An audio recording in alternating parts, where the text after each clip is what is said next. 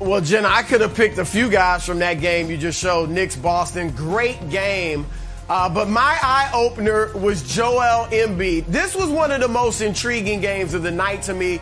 I think I, along with many others, wanted to see how Philadelphia responded to the Ben Simmons situation.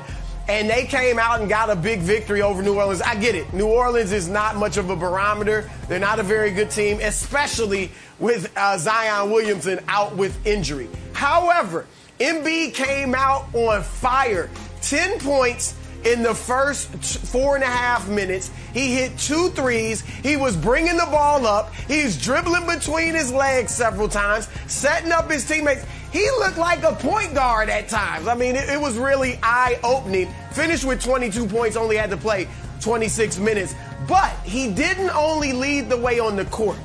I like what he's doing off the court. Now, I know a lot of people, they don't like his blunt assessment of the Ben Simmons situation. That's fine. But I think that is more of a sign of Embiid growing as a leader. He talked last night about going out with the team for dinner, which for him was a big step. Oh.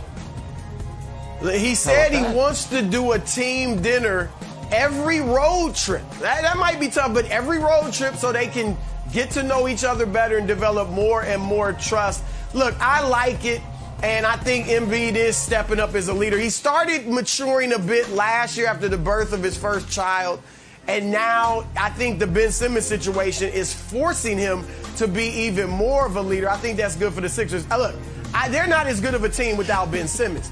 But if they get off to a hot start, which they're capable of doing, that'll be interesting, Nick, to see how that impacts the handling of this whole saga with Ben Simmons.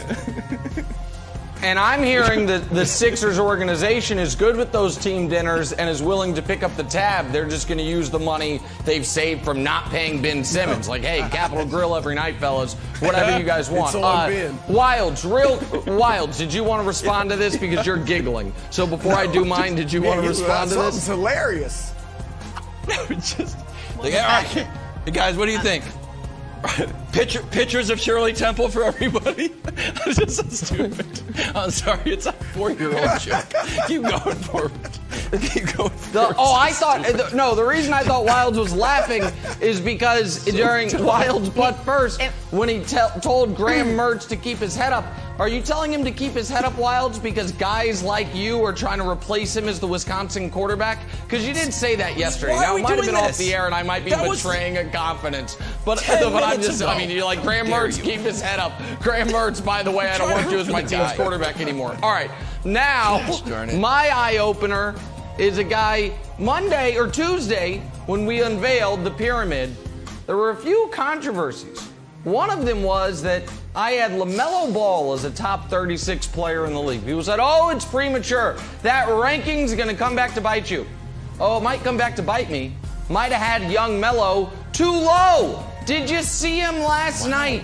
The assist on the critical bucket. Nice. 30-plus points, red hot from 3 in a game. I understand it's game 1 of 82. However, the Hornets and Pacers, I believe, are going to be fighting all year in that 6, 7, 8, 9 area. Can one of them avoid the play-in? Can they both make sure to make the top 10? Sneaky, important game to start the season for both these teams. The Pacers' first game with Rick Carlisle after that disaster of a coach they had last year. And LaMelo was the best player on the court by a decent margin. Gordon Hayward also played well. Just need to get out of Boston. Good for him.